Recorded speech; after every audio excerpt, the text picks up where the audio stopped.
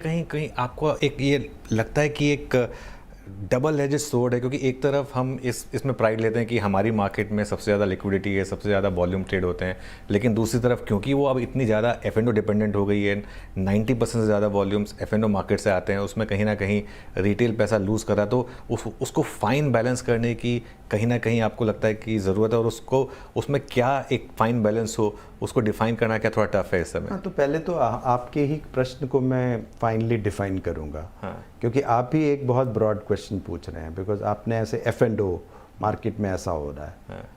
तो अब F&O market के कई आयाम हैं। बिल्कुल। और सब आयामों में कोई दिक्कत नहीं है। बिल्कुल। तो आपकी यदि हम कहें कि थोड़े ऑप्शंस कर देते लॉन्गर टर्म फ्यूचर्स हैं, उसमें हाँ। क्या दिक्कत है? कोई दिक्कत नहीं है। और फ्यूचर में क्या दिक्कत है?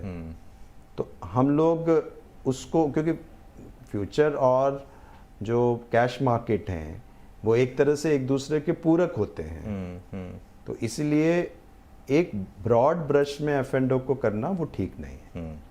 तो हमारी जो पर्टिकुलर प्रॉब्लम है वो कि एक excessive hyper activity in weekly options हैं। बिल्कुल। हाँ। और उस पर्टिकुलर प्रोडक्ट को हम ये नहीं कह सकते कि सारा F&O में ऐसा चल रहा है। तो उस पर्टिकुलर दिशा में ही उसको किस तरह से रेगुलेट किया जाए कि वो चलता भी रहे और उसके और साथ साथ ये भी हो कि उसके जो नेगेटिव कंसिक्वेंसेस हैं वो कर्ब हो सके।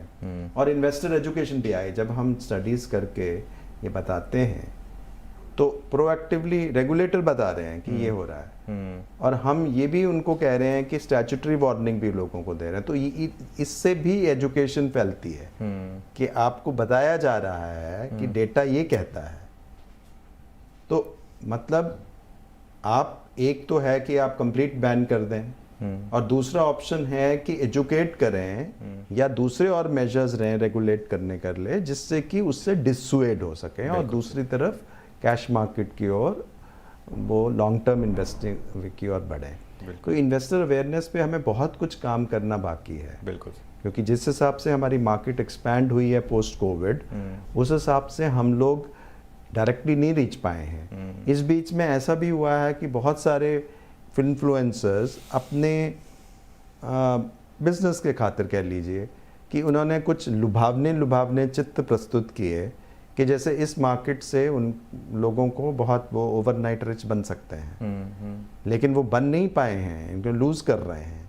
तो अब ये वाली जो मार्केटिंग है वो इटसेल्फ इज एक्चुअली डेंजरस। और अब हम बिल्कुल इसमें एक्टिवली कर रहे हैं कि जो रजिस्टर्ड एडवाइजर्स नहीं हैं वो यदि ऐसा काम कर रहे हैं तो हम उनके खिलाफ किस तरह से स्ट्रिक्ट एक्शन लें, उनको इस कामों से रोकें। साइबर स्पेस में जो उनकी प्रेजेंस है उसको हम अपने AI टूल के जरिए, सुदर्शन के जरिए भी आइडेंटिफाई कर रहे हैं, और हर दिन हम ऐसे लोगों को फाइंड करके साइबर स्पेस से निकाल रहे हैं जो कि लोगों को गुमराह कर रहे हैं। ये बहुत अच्छी बात की।